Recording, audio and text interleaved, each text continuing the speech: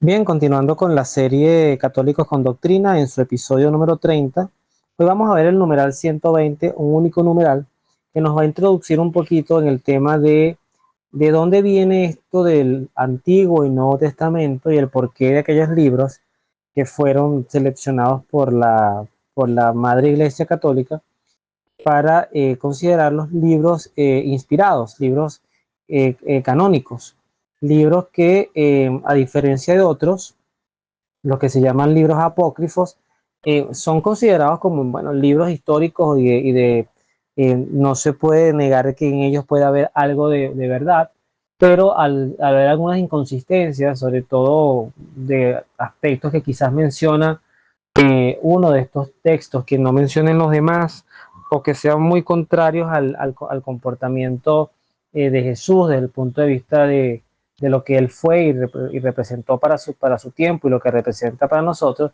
pues fueron descartados. Como lo vengo diciendo, esta serie es para aprender juntos, no porque ya yo sepa los contenidos. Esta serie dado por un teólogo o un exégeta experimentado de la Biblia, pues tendría una riqueza mayor. Sin embargo, nosotros los laicos, parte del pueblo, parte de la feligresía, lo que estoy tratando de impulsar es por lo menos el degustarnos el catecismo de la Iglesia Católica, que además no solamente enseña, sino que se explica a sí mismo. Es que él mismo va enseñando o va citando alguna verdad y también hace un pedagógico ejercicio de ir explicando a quien lee la, la distribución de los libros. Por ejemplo, esto que voy a leer hoy es Catecismo Básico de Primera Comunión. Vamos a ver qué dice el texto. Dice, la tradición apostólica hizo discernir a la Iglesia qué escrito constituye la lista de libros santos. Esta lista integral es llamada Canon de las Escrituras. Comprende para el Antiguo Testamento 46 escritos, 45 si se cuenta los libros. Aquí hay una, no sé si es Jeremías y Lamentaciones, es JRLM, como uno solo, y 27 textos del Nuevo Testamento. Luego, a partir de este momento, los que los voy a nombrar y luego vamos a tratar de explicarlo. Aquí está la reseña de todos los libros, vamos a leerlo, porque además me parece un ejercicio importante. Quizás muchos de los libros que voy a mencionar acá nunca los han escuchado. Si yo digo Génesis, todo el mundo lo ha oído.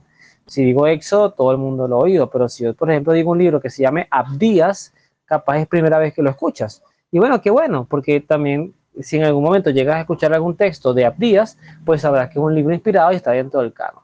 Entonces, bueno, vamos a conocer cuáles son estos libros.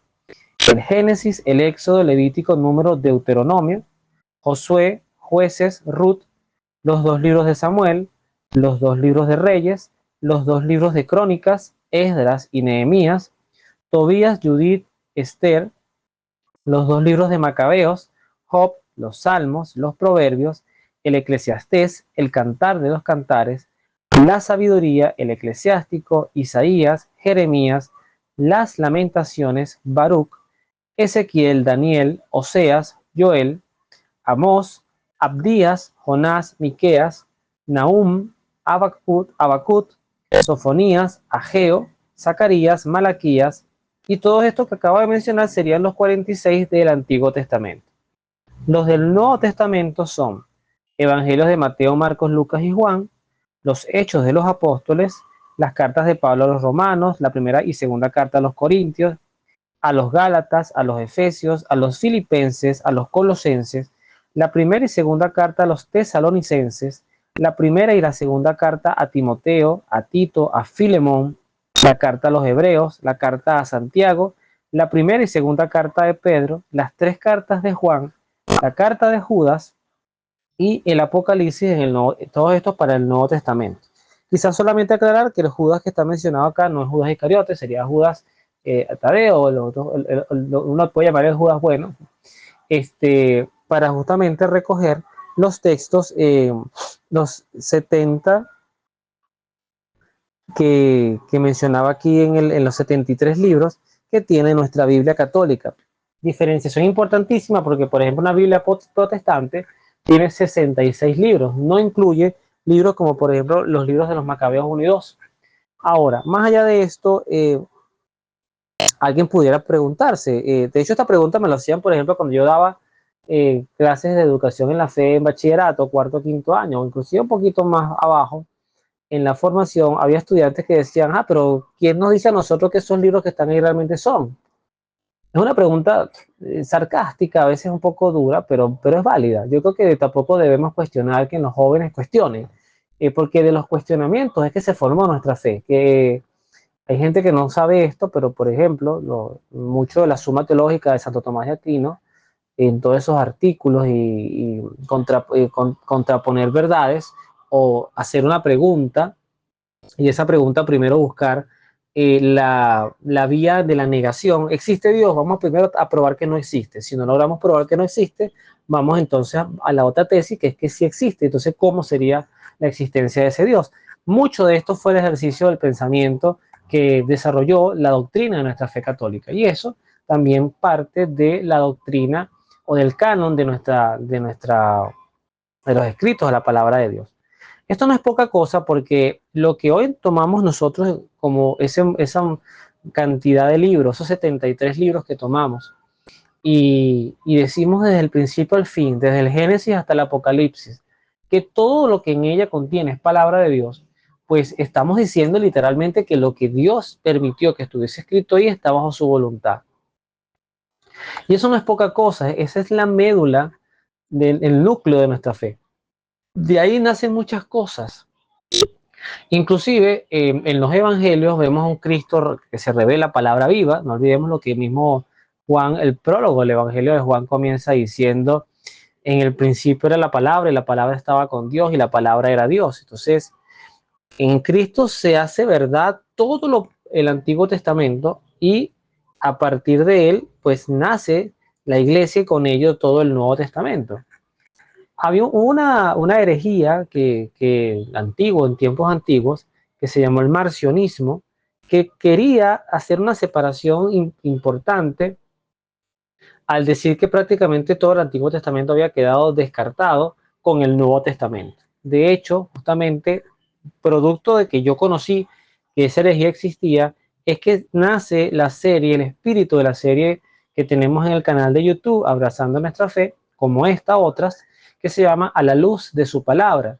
Y en esa serie siempre hay un enlace, una lectura del Antiguo Testamento con una del Nuevo Testamento, y con ello probar que Dios sigue siendo el mismo ayer, hoy y siempre. Es una manera de demostrarlo. Hay muchos trabajos mejores que explican esto. Ahora bien, ¿qué debemos nosotros los católicos tener la convicción? Meterte por el camino de las dudas, eso es eterno, pero te invitaría que si lo tienes, también no solamente te quedes con la duda y hagas de la duda un dogma, ¿no? No, es que a mí no me parece que eso sea palabra de Dios, eso lo inventaron un poco de viejos ahí que se reunieron. Si tú te quedas, si tú haces de esa duda o de esa afirma, ese sofisma, esa afirmación falsa, haces de eso la conclusión de tu investigación, pues es un argumento muy pobre, es un argumento con muy poco fundamento y cargado solamente de emocionalidades. Ahora, cuando tú te quieres meter por el terreno de cuestionar si la palabra de Dios es palabra de Dios, más que proclamar esto, ojo con esto que voy a decir, porque puedes estar cayendo en una herejía fragante, yo te invitaría a estudiar todos los textos que derivaron en afirmar algo así. O sea, cómo fue el proceso histórico de selección de libros, cómo se generaron estos debates, qué concilios intervinieron en esto para poder sacar estas conclusiones. Una vez que tú estudias esto, pues llegarás a una verdad, como llegó a verdades San Agustín de tanto buscar.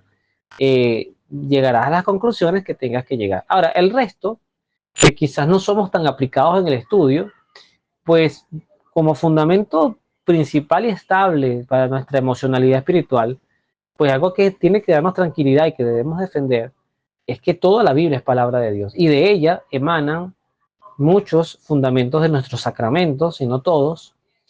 Emana el catecismo que estamos estudiando en esta serie, emana muchas doctrinas morales, muchas posiciones morales de nuestro tiempo.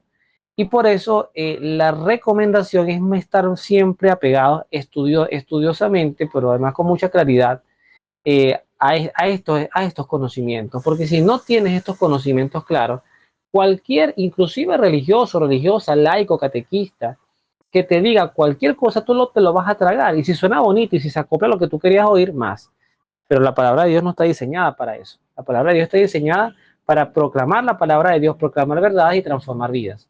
Si la palabra de Dios no transforma tu vida, sino que te acomoda en donde estás, estás escuchando otra cosa distinta o algo muy pirata, una copia muy, muy pirata de lo que realmente es la palabra de Dios. Bueno, ya entonces profundizaremos en nuestro próximo encuentro, en el 31, hablaremos propiamente del Antiguo Testamento y luego en el episodio siguiente del Nuevo Testamento, que sí es un poquito más denso, casi siempre vamos a ir avanzando de entre 3 y 4 numerales. O sea que de realidad esta serie, que no tiene ningún apuro, que me puede llevar años en terminarla, pues justamente va a ir caminando con nuestra propia vida para ir mejorando nuestros conocimientos de la fe.